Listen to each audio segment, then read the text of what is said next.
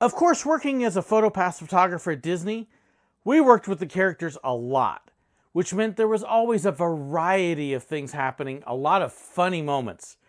Here's more of my favorite characters to work with and what it was like with some of them.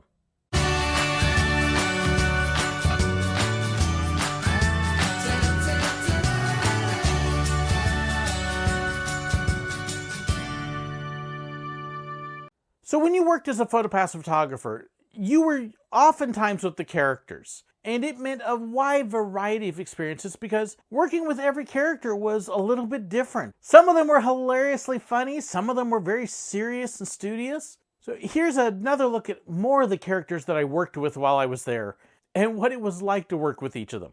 Now these aren't in any particular order, they're just kind of a variety of different characters, but one of the craziest, most intense ones I've saved for last. Of course, if we're speaking of crazy and intense, well, there was always Stitch. Stitch was actually one of my favorite characters to work with. Stitch was a nut, a goof, and you really didn't know what he was going to do at any given point. Stitch was really good about picking his nose and flicking it at the guests, or maybe getting his ear wax and wiping it off on somebody's shirt, or in their autograph book. If you gave Stitch a Sharpie, you better be really careful. Because when Stitch would give you your Sharpie back, and I always use the clickers, he'd love to have it clicked out and try to write on me as I would get it. My kids could always tell when I had been working with Stitch for the day, because I would come home with colored marks all over my hands and arms, just from trying to get my pins back from Stitch. Stitch was also really good about grabbing other people's things and taking off with them, or running away to create a little bit of a ruckus. I can remember a number of times that Stitch would sneak up on people who weren't paying any attention, come up right behind him and scare them to death. That was always entertaining. But what was really funny is if Stitch thought you were teasing him, he could give you the biggest stare down and just make you feel really small. It was really kind of funny to watch him stare somebody down. Yes, I did learn some of my stare down lessons from Stitch. So Stitch was one of my favorites. On the other hand, my wife had another favorite that she absolutely loved, and that was Belle. Belle in Beauty and the Beast was probably her favorite character of all the Disney characters. We're big readers, and so right off the bat, we identify with Belle. Not that you can tell we read much. Belle would always read, and Belle would have a story with whatever she was reading at the time. And personally, I also think Belle had the prettiest dress of all of the princesses. The big gold dress was just gorgeous. But she was also always so sweet and gentle. So Belle was probably one of the most popular princesses there. And I can imagine even more so now that they've had the live-action Beauty and the Beast. That was one that if my wife was in the parks, we would often go to see her. And my wife collected Belle pins as a result. Just like my son collected Stitch pins because Stitch was his favorite and how crazy he was. Crazy energy? Well, hey, then there was Tigger. Tigger was always a bundle of energy. Tigger was always looking for play and to goof off and jump around, and it was amazing how kids who were shy of the characters, who were afraid and intimidated by them, Tigger could break down walls like no other character. You might sometimes have kids that would be hiding behind you as a photographer because they were a little bit scared. Well, Tigger would then start bouncing, and he'd encourage the kids to bounce. And next thing you know, these kids are jumping all around everywhere with Tigger, just having a great time while they're bouncing around. And then, of course, they'd have to give him a hug after that and pose for the picture. Tigger was incredible about getting kids who were afraid to come in and play with him and meet with him. Loved how Tigger interacted with the kids. And honestly, I don't think there were too many characters that could have held a candle to the way he could get through to people who were afraid. Eeyore and Pooh, maybe. Possibly Pluto, because he could get kids to pet his nose. Those four were probably the ones that if somebody was scared of characters, those four would be the ones to be able to get through to him and get him comfortable. Monsters, Inc. was always interesting to work with, too. They would be over at Hollywood Studios for the most part and had a meet and greet area over there. Kind of a converted garage, and Mike and Sully would come out. Mike and Sully were interesting because, Sully is really big and Mike is really not. Mike was kind of more my size. They were also, because of their size and shape, a little bit on the awkward side. They'd have a little bit of a hard time moving around sometimes and being able to interact. They wouldn't do autographs at all, because they hated paperwork. They would also have a hard time doing much more than maybe shaking a hand or waving at somebody. Their meet and greets sometimes could be a little bit awkward. You could come up, you could say hi. Sully in particular was good at getting hugs. Other than that, it was waving hi, maybe a brief interaction, then posing for the picture. And there wasn't a whole lot else you could do with them. I kind of felt bad for Mike and Sully sometimes. You know, monsters in a human world just wasn't always a real good mix. And yet, they were also a couple of the coolest, neatest characters to look at. In the same park, over on the other side of it, was Mickey. Now, Mickey at Hollywood Studios was a little bit different. He would meet over at the animation studios, which I don't even know if they're keeping with the whole remodel and redo of the park. He would actually show up there in his Sorcerer Mickey outfit, with the big red robe and the hat, and it was the only place I saw that he would meet people like that. And he would have a ball. It's like the outfit brought something different out in Mickey, where he would play a little bit more. Being a sorcerer, Mickey would actually do some little bit of magical kinds of things, depending upon what mood he was in. He could sometimes make the lights flicker with a wave of his hand, or he loved being able to make sparkles appear in the air. You might know it as confetti. The room was also a little bit easier for him to get around in than some of the smaller rooms that he would have at Toontown when he'd meet with people. I can remember him getting down on the floor and crawling with kids and babies down there. I've got pictures where he would be laying on the floor like this with the kid right next to him doing the same thing. Sorcerer Mickey also has kind of a not so good memory for me, because it was while I was working with Sorcerer Mickey that I had my collapse, I guess you could say, when I realized I wasn't quite well before I realized I had cancer. I was literally taking pictures of Mickey, and I was down on one knee, and all of a sudden I just had this huge burst of pain, and I literally collapsed. And poor Mickey was one of the ones trying to help me up. Didn't quite have enough magic that time. Another one over at the studios that was in the same area as Sorcerer Mickey was The Incredibles. The Incredibles would come out in a variety of different ways, and oftentimes you would get just one, whether it was Mr. Incredible, Mrs. Incredible, or Frozone. But sometimes you get lucky and you'd get two of them together. Now, of course, being superheroes, they loved a lot of superhero poses. They were constantly looking for big guys to be able to show off their muscles with. And of course, if Mrs. Incredible was with Mr., well, then she was constantly getting onto him for showing off and bragging and trying to show how great he was. He got in trouble with the Mrs. a lot. And it was a fun way to be able to get some different poses with guests, because you would get guests who put up the muscles, or maybe try to get a good fighting pose, or something like that. And I'm doing terrible stuff right now, and of course, kids especially wanted to grow up and be superheroes. And you would see kids coming in with incredible outfits on all the time, which they just loved. On the other end of the scale, over at Magic Kingdom, you would have a couple characters there that, in a lot of ways, were rather unusual and interesting to meet. And that would be J. Worthington Fala and Gideon from Pinocchio. This is the fox and the cat who had tried to lead Pinocchio astray, and they would actually wander around the town square at Magic Kingdom. We didn't always get to work with them, but when you did, you kind of followed them around because you didn't know where they were going to go. Foul Fella was always looking for ways to get in trouble.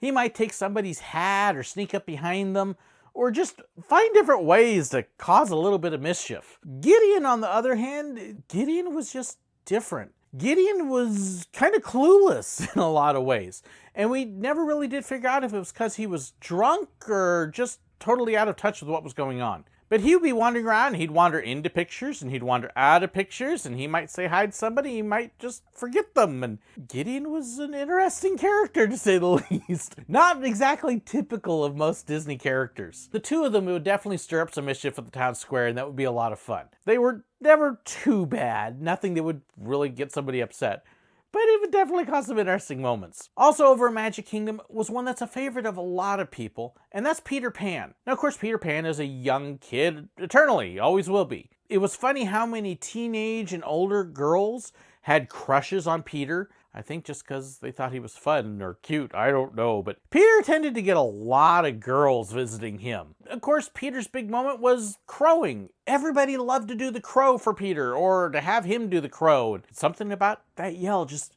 fascinated people. Peter would end up doing it a lot, and you'd hear it a lot as a photographer. I don't know that I ever really got it down. But I don't think I was too bad either. Peter was a lot of fun, like I said, especially popular with the ladies. Peter would get notes sometimes from some of the girls. He'd have to remind them that he was a kid. You would also have other fun moments like with Chippendale. Chippendale would come out at most of the parks. I've mentioned them before in some of my videos, but I don't know if people realize how much mischief and trouble Chippendale really get into. See, they're easily distracted. I mean, they are the kings of ADHD. If they see something shiny or moving, they're gone. They just want to go see it and find out what it is. And spinners were especially troublemaking for them.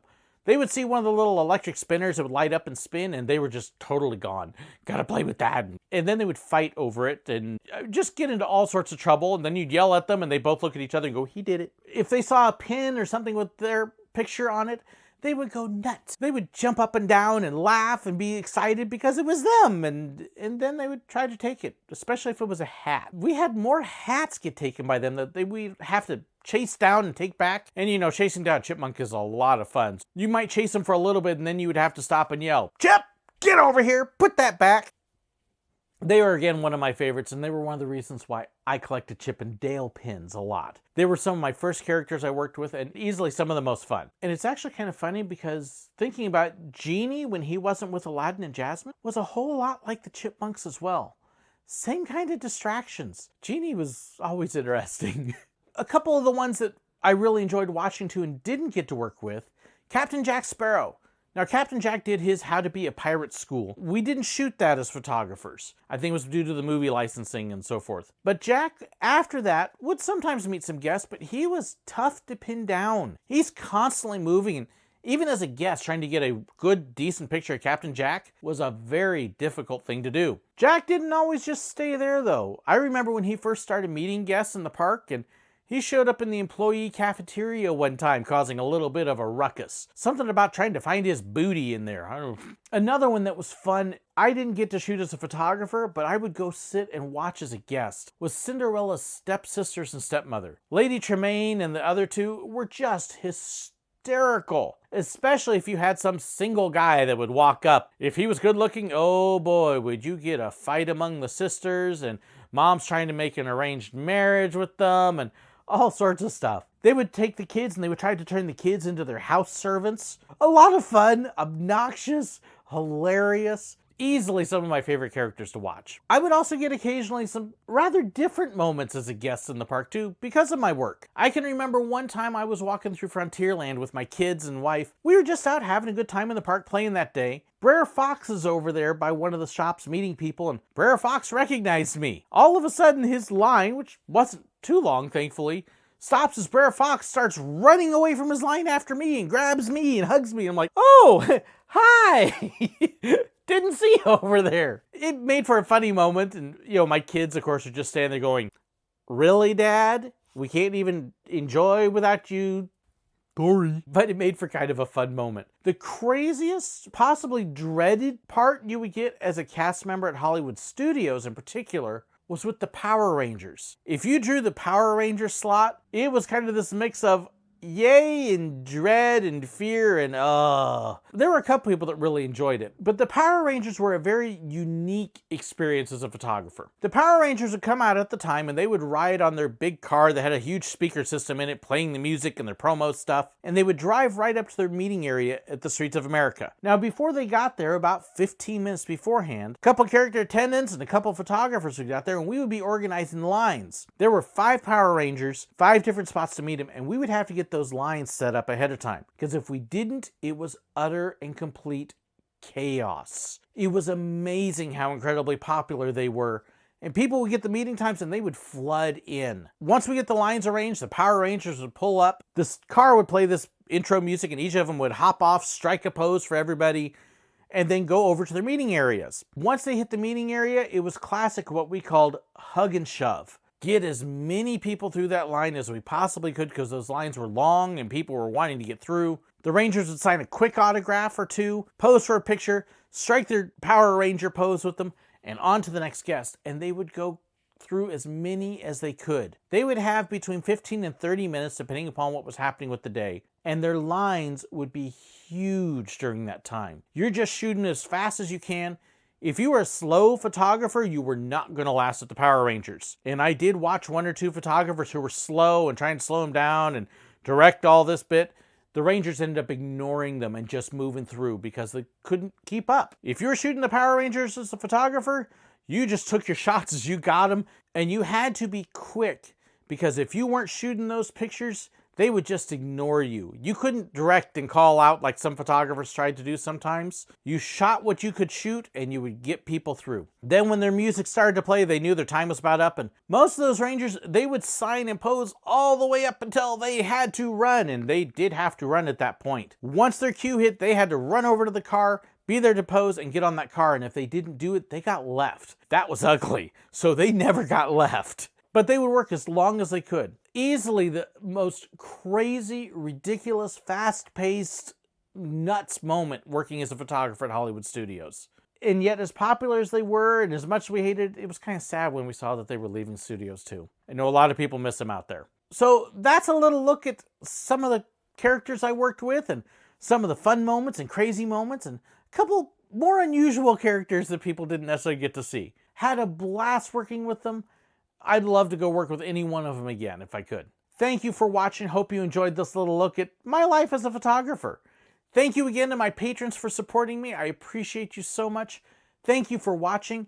Don't forget to like and comment. Please don't hesitate to share this video. Thank you so much. Some of what it was... But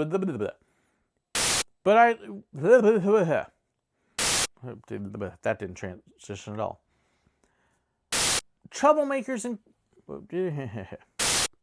It wasn't...